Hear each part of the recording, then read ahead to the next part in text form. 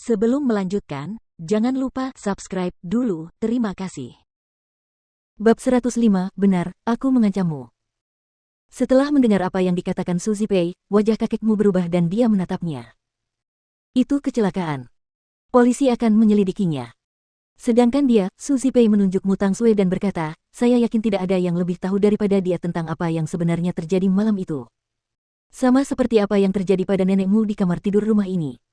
Dia akan sangat jelas tentang hal itu. Polisi tidak bisa menghentikan ucapannya saat ini.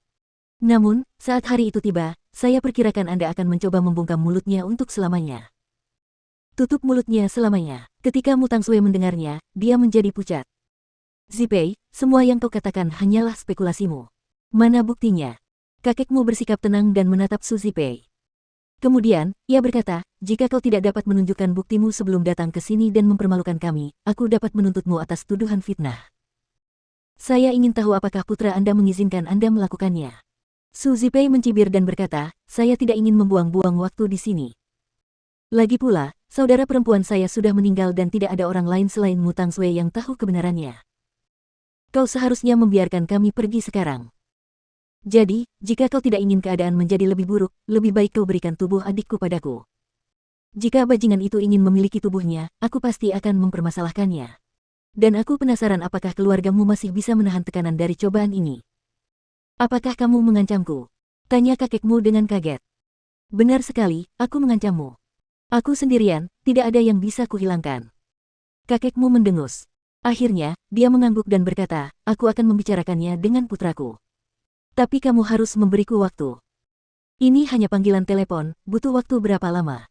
Baiklah, aku ingin jawaban sebelum pukul 6 malam ini. Su Zipei tidak lagi menjadi orang yang tidak berguna setelah melalui semua kekacauan ini.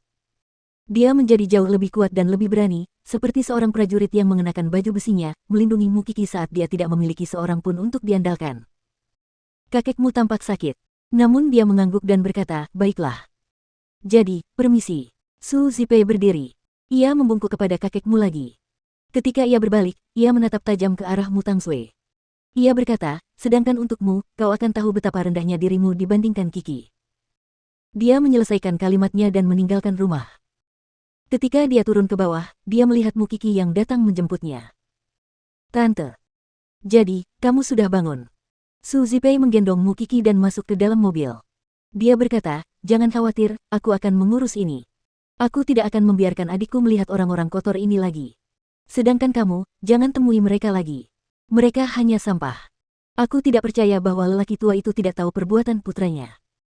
Dan mengenai insiden meninggalnya nenekmu, menurutku kakekmu hanya memihak Mu Tangsue secara membabi buta. Setelah semua yang terjadi, dia seharusnya tahu betapa jahatnya dia, tetapi dia masih berpikir bahwa kamu adalah pelakunya. Dia bahkan tidak ingin tahu kebenarannya. Jadi, kamu tidak perlu mengingatnya lagi. Mu Qixi sangat tersentuh melihat bibinya membelanya. Meskipun dia telah kehilangan ibunya, dia masih memiliki bibinya. Bibi, aku merasa sangat yakin denganmu di sisiku. Kalau begitu, pergilah dan carilah kebahagiaanmu. Tuan Muda Seng akan membantumu menghalau semua rintangan di depanmu, dan aku akan mendukungmu dari belakang. Setelah mendengar perkataannya, Mu Qixi menangis dan memeluk Su Zipei. Dia berkata, Bibi, aku berjanji akan melindungimu saat aku menjadi lebih kuat. Su Zipei menatap Mu Qixi. Mu Qixi begitu hangat hatinya, tetapi Mu Tangsue begitu dingin hatinya. Bagaimana kedua saudara kembar itu bisa begitu berbeda? Tetapi sekarang bukan saatnya memikirkan hal ini. Selain mendapatkan kembali tubuh mamamu, Su Zipei dan Seng Xiao ingin mengetahui identitas Mu Qixi sesegera mungkin. Setelah Su Zipei meninggalkan rumah, kakekmu memandang Mu Tangsue. Dia sedang memikirkan apa yang dikatakan Su Zipei kepadanya. Dia memanggil Mu Tangsue untuk maju. Sue'er, kemarilah. Kakek. Ayolah, aku tidak akan melakukan apapun padamu. Aku hanya ingin bertanya apa yang sebenarnya terjadi pada malam ketika rumah itu terbakar. Mu Tangsue menggelengkan kepalanya dan menangis. Dia berkata, kakek, aku benar-benar tidak tahu kenapa. Malam itu, ketika aku terbangun karena asap, aku langsung membuka jendela. Lalu, aku ingin pergi mencari ibuku tetapi pintunya macet. Aku tidak bisa membuka pintu tidak peduli seberapa keras aku mencoba. Aku bisa mendengar suara ibuku samar-samar. Dia menyuruhku untuk tidak keluar. Saya sangat takut sehingga saya ingin menelepon polisi tetapi saya tidak dapat menemukan ponsel saya. Kemudian, polisi datang dan menyuruhku melompat keluar jendela. Aku benar-benar tidak berguna. Setelah melompat, aku langsung pingsan. Kalau tidak, polisi mungkin bisa menyelamatkan ibu tepat waktu. Kakekmu mengangguk setelah mendengar penjelasan itu. Ia berkata, jika apa yang kau katakan itu benar, maka ibumu berusaha menyelamatkanmu ketika ia memintamu untuk tidak keluar dari kamar. Api bermula dari dapur, jadi ruang tamu dan tangga pasti sudah terbakar saat itu. Dan kamarmu adalah yang terjauh dari dapur. Itu masuk akal. Komentar. Suer, apakah kamu yakin dengan apa yang kamu katakan padaku hari ini? Kakek, aku bersumpah.